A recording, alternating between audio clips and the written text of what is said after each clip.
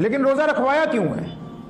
اور رسول کریم صلی اللہ علیہ وسلم کو اتنی بڑی عبادت اللہ تبارک و تعالیٰ نے عطا کیوں فرمائی؟ ہم روزہ رکھتے کیوں ہیں؟ اگر کوئی غیر مسلم دوست ہم سے پوچھے کہ آپ روزہ کیوں رکھتے ہیں تو کیا جواب ہے اس کا؟ اللہ اکبر۔ عبادتیں الگ الگ طریقے کی ہوتی ہیں۔ کچھ عبادتیں ہوتی ہیں جو دل کو سکون دیتی ہیں، کچھ عبادتیں ہوتی ہیں جو انسان کے قلب کے اندر تسکین نازل کرتی ہیں، کچھ عبادتیں ایسی ہوتی ہیں جو اللہ سے اپنی بات منوا لیتی ہیں۔ روزے میں یہ ساری خصوصیات ایک ساتھ ہیں، کیونکہ روزہ جو ایک عبادت ہے یہ عام عبادت نہیں ہے، یہ اسلام میں انقلابی عبادت ہے۔ یعنی ایک ایسی عبادت جو انسان کے مزاج میں انقلاب برپا کر دیتی ہے، فوراً تبدیلی لے آتی ہے۔ کئی عبادتیں ہیں نا جو کرتے کرتے آہستہ آہستہ تبدیلی آتی، تسبیح کرتے ہیں کچھ دن بعد اثر آنا شروع ہوتا ہے، نماز پڑھنا شروع کرتے ہیں آہستہ آہستہ عادت بڑھتی ہے۔ روزہ تو ادھر رکھا اور فوراً جسم کے اندر، روح کے اندر، مزاج کے اندر، طبیعت کے اندر فوراً تبدیلی آ جاتی ہے۔ تو یہ انقلابی عبادت ہے۔ کون سی عبادت ہے جی؟ انقلابی عبادت ہے۔ اس عبادت میں باقی کی تمام چیزیں شامل ہیں۔ روزہ ہے تو اس میں نماز بھی ہے، روزہ ہے تو قرآن پاک کی تلاوت بھی ہے، روزہ ہے تو تسبیحات بھی ہیں، روزہ ہے تو پھر مسجد کی زیارت بھی ہے، روزہ ہے تو درود پاک کی کثرت بھی ہے۔ یہ ایک ایسی عبادت رسول کریم صلی اللہ علیہ وسلم کو اللہ کریم نے عطا فرمائی کہ جو انسان کے مزاج میں انقلاب برپا کر دیتی ہے۔ اب جو لوگ روزہ رکھ رہے ہیں، اگر ان کے مزاج میں انقلاب برپا نہیں ہوا ہے، تبدیلی نہیں آئی ہے، تو اس کا مطلب ابھی روزہ ہوا ہی نہیں ہے۔ رمضان کے 3 عشروں میں اس کو تقسیم کیا گیا رمضان المبارک کو۔ پہلا عشرہ رحمت ہے، دوسرا عشرہ مغفرت کا ہے، اور تیسرا عشرہ جہنم سے آزادی کا ہے، خلاصی کا ہے۔ لیکن روزہ رکھوایا کیوں ہے؟ اور رسول کریم صلی اللہ علیہ وسلم کو اتنی بڑی عبادت اللہ تبارک و تعالیٰ نے عطا کیوں فرمائی؟ ہم روزہ رکھتے کیوں ہیں؟ اگر کوئی غیر مسلم دوست ہم سے پوچھے کہ آپ روزہ کیوں رکھتے ہیں تو کیا جواب ہے اس کا؟ اور پھر روزہ 1-2 دن کا ہو سکتا تھا، یہ پورے مہینے کا روزہ کیوں ہے؟ روزے کو فرض ہونے کے لیے بنیادی وجہ کیا ہے؟ آخر وہ کون سی وجہ ہے کہ اللہ کریم نے اس روزے کو رکھنا ہم پر فرض قرار دیا، ضروری قرار دے دیا گیا؟ روزے دار کے لیے ہم جو بھی کام کرتے ہیں، چاہے وہ کاروبار ہو، چاہے وہ دنیاوی ہو، چاہے وہ دینی ہو، جو بھی کام کرتے ہیں اس کی بنیادی وجہ ہمیں معلوم ہونی ضروری ہے۔ بنا وجہ کے معلوم ہوئے وہ کام پائے تکمیل تک نہیں پہنچ سکتا ہے۔ سن 2 ہجری میں 29 شعبان کو 622 عیسوی بنتی ہے، ستمبر کا مہینہ ہے،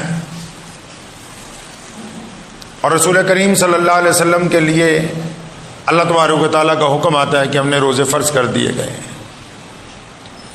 کیوں فرض کر دیے گئے؟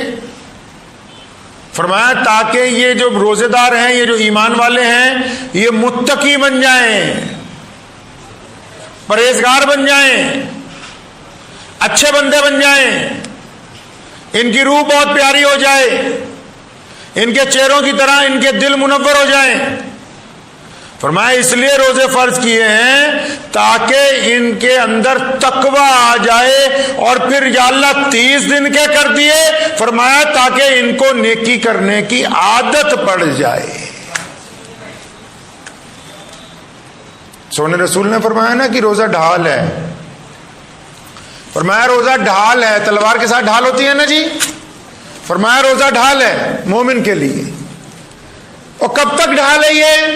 فرمایا جب تک یہ اس کو پھاڑ نہیں دیتا، جب تک مومن ڈھال کو پھاڑ نہیں دیتا تب تک یہ روزے دار کے لیے اچھی ہے کہ یا رسول اللہ کیسے ڈھال ہے؟ فرمایا روزہ انسان کو زنا سے روکتا ہے، روزہ انسان کو برائی سے روکتا ہے، روزہ جھوٹ بولنے سے روکتا ہے، روزہ نگاہ کو گندی کرنے سے روکتا ہے، روزہ بے ایمانی سے روکتا ہے، روزہ ریاکاری سے روکتا ہے، روزہ غیبت کرنے سے روکتا ہے، روزہ مکاری سے روکتا ہے، روزہ حرام چیز سے روکتا ہے، روزہ حرام کاروبار سے روکتا ہے۔ اگر اتنی تمام باتیں، اگر ان میں سے کچھ کام روزے دار کرتا ہے تو وہ ڈھال پھٹ گئی، مطلب روزہ اس کا خراب ہو گیا ہے۔ خود فرمایا نا رسول اللہ نے کہ آپ کے بھوکے رہنے سے اللہ کو کچھ فائدہ نہیں، آپ اگر بھوکے ہیں اللہ کو کچھ فائدہ نہیں ہے اس سے، آپ پیاسے ہیں تو اللہ کو کچھ فائدہ نہیں۔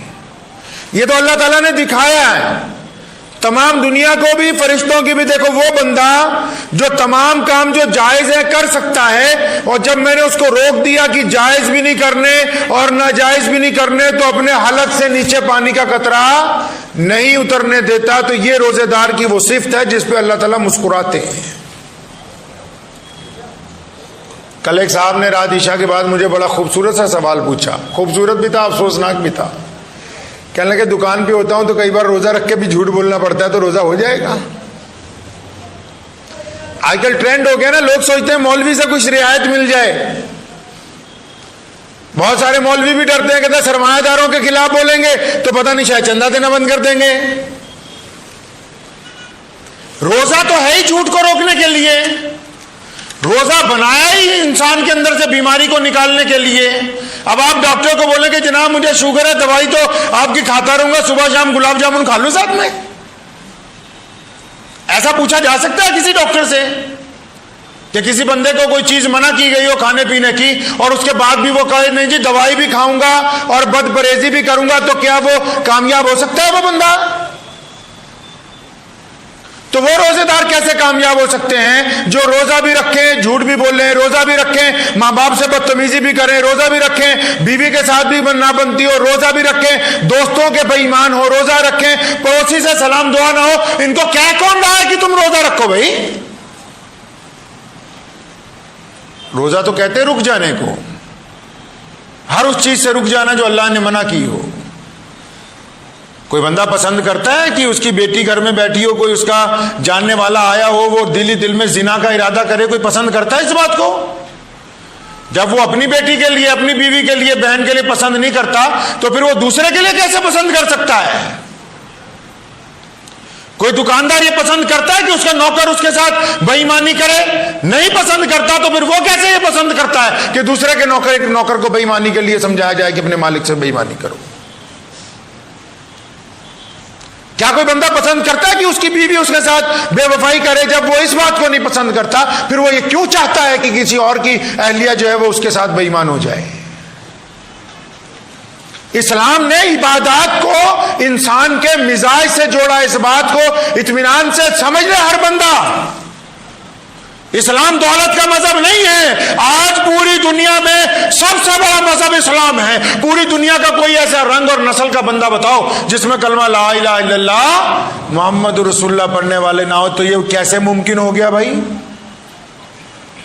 یہ صرف چندے سے ممکن ہو گیا ہے؟ صرف لڑائیوں سے ممکن ہو گیا ہے؟ پاور سے ممکن ہو گیا ہے؟ یہ ایسے ممکن نہیں ہوا۔ رسول اللہ صلی اللہ علیہ وسلم نے انسانوں کی تعمیر کی۔ کس کی تعمیر کی جی؟ انسانوں کی تعمیر کی ہے۔ روزہ ایک انقلابی عبادت ہے۔ ادھر روزہ رکھا مزاج میں انقلاب برپا ہو جاتا ہے کہ آج میں نے سارا دن بھوکا رہنا ہے، آج میں کسی سے ناراض نہیں ہو سکتا ہوں، آج میں کسی سے ٹھگی نہیں مار سکتا ہوں، آج میں کسی سے زیادتی نہیں کر سکتا ہوں، آج مجھے ہر ایک بندے سے نرمی سے پیش آنا ہے۔ روزہ رکھنے کے بعد آنکھیں جھک جاتی ہیں، روزہ رکھنے کے بعد زبان میں مٹھاس پیدا ہو جاتی ہے، اسی کا نام تو روزہ ہے۔ روزہ دار جب مسجد میں آتا ہے اور اس کا گناہ ایسے جھڑ رہے ہوتے ہیں جیسے سوکھے پتوں کو آگ لگا دی گئی ہو، اور اللہ تعالیٰ اس عبادت پہ اپنے بندے پہ فخر کرتے ہیں۔ عبادتوں میں اگر کوئی عبادت ہے جس میں اللہ بندے پر فخر کرتے ہو، جس پر یہ کہتے ہو کہ دیکھو میرے اس بندے کو کہ یہ صبح سے شام تک رکا ہوا ہے تمام برائیوں سے، بھوک سے، پیاس سے، اپنی بیوی سے رکا ہوا ہے، تو اللہ تعالیٰ فخر کرتے ہیں اس بندے کے اوپر۔ تمام عبادتوں میں روزہ ایک ایسی عبادت ہے صرف اور سونے رسول حضرت محمد رسول اللہ صلی اللہ علیہ وسلم نے ہمیں سکھایا ہے کہ روزہ ہمیں پورے سال کے لیے تیار کرتا ہے. ہم رنگ روگن کرتے ہیں نا, پورے سال گھر چمکتا رہتا ہے. کوئی کام کرتے ہیں سال میں, کوئی گاڑی کو ورک شاپ میں بیچتے ہیں کہ دوبارہ تیار ہو جائے, تو یہ مہینہ ہماری ورک شاپ کا مہینہ ہے. بچوں کو کیمپنگ کے اوپر بھیجتے ہیں کہ کوئی سیکھ کے آئیں گے, یہ ہماری کیمپنگ کا مہینہ ہے. افسران کو ٹریننگ پر بھیجتے ہیں کہ ان کو پتہ لگے لوگوں سے معاملہ کیسے کرنا ہے, یہ ہماری ٹریننگ کا مہینہ ہے. اس مہینے میں نہیں سیکھیں گے تو پھر کب سیکھیں گے بھائی؟ اس مہینے میں اکرام مسلم نہیں آئے گا تو کب آئے گا؟ ایک بات نوٹ کر لو, پلے سے باندھ لو اطمینان سے. جس کو روزہ رکھ کے بھی غصہ آتا ہے نا, روزہ رکھ کے بھی جو اکڑتا ہے, روزہ رکھنے کے بعد بھی جس کے ماں باپ کو اس سے ڈر لگتا ہے, روزہ رکھنے کے بعد بھی جو بے ایمانی نہیں چھوڑ رہا, روزہ رکھنے کے بعد بھی نماز نہیں پڑھتا ہے, روزہ رکھنے کے بعد بھی لوگوں کو زنا کی نگاہ سے دیکھتا ہے, روزہ رکھنے کے بعد بھی جھوٹ بولتا ہے, لکھ کے لے جائیے دل کی تختی پر, ایسے بندے کا روزہ ہو ہی نہیں سکتا, ہو ہی نہیں سکتا. کسی کی روزہ نہیں ہے اس کا, اس کو غلط فہمی ہے کہ میں نے روزہ رکھا ہے, وہ بھوکا اور پیاسا ہے, بس روزہ نہیں رکھا ہے اس نے. اور کچھ لوگ ایسے بھی ہیں جو سوچتے ہیں کہ پنجاب میں رہ رہے ہیں, روزہ رکھے نہ رکھے, کسی کو پتہ لگے نہ لگے, کسی کو پتہ لگے نہ لگے, وہ اللہ وحدہ لا شریک جو ایک پتھر کے اندر بند کیڑے کی خبر رکھتا ہے, جو دلوں کا حال جانتا ہے, اسے پتہ ہے کس نے روزہ رکھا ہے اور کس نے روزہ نہیں رکھا, وہ جانتا ہے. کس کو دھوکہ دینا چاہتا ہے بندہ؟ کس کو دھوکہ دینا چاہتا ہے؟ اللہ کو دھوکہ دینا چاہتا ہے یا اپنے آپ کو دھوکہ دے رہا ہے؟